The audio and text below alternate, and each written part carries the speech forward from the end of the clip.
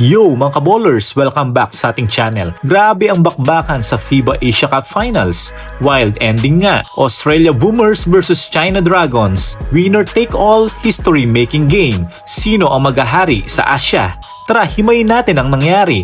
Like and subscribe ka naman para lagi kang updated about basketball. Unang quarter pa lang, mainit agad ang China. 25-17 lead nga ang kanilang score at lumobo pa hanggang 15 points sa second quarter. Ibang players nga ang China ang nakikita natin sa game na to at parang kontrolado na nila ang laban pero hindi nagpatalo ang Australia.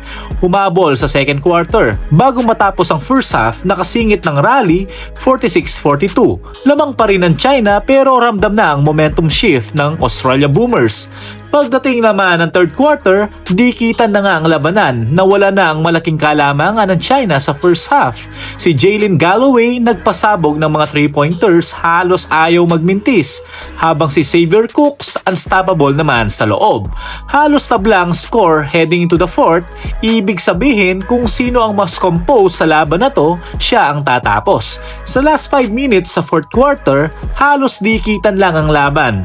Australia kumakapit ng todo, halos palitan lang ng scoring clutch every possession. Grabing mga fans ng China, talagang napadasal na lang sa kaba. Clutch after clutch hanggang dulo nga. Final possession, lamang ang Australia, 90-89. Nasa China nga ang last shot at meron pang 3.9 seconds left. Tumira ng 3 si Ming Xuan sa buzzer pero kalungkutan, ring lang ang inabot nito. In the end, panalo ang Australia Boomers. What a comeback performance para sa kanila.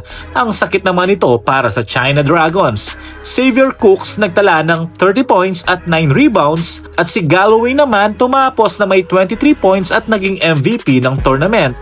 Pero hindi nagpahuli ang China.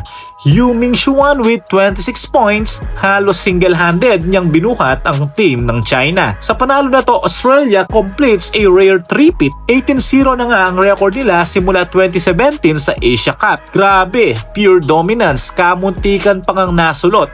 Si Xavier Cooks ang player of the match at si Jalen Galloway ang MVP ng buong tournament. Para sa China, kahit talo, solid comeback year ito para sa kanila. First final appearance since 2015 at may future stars na rin sila. Heartbreak man sa ngayon pero mukhang contender sila ulit sa Asia. Abangan natin kung ano pa yung ipapakita nila sa susunod na tournament. Ano masasabi mo sa laban nila? Comment naman sa baba. Don't forget to like and subscribe. Thank you for watching. God bless.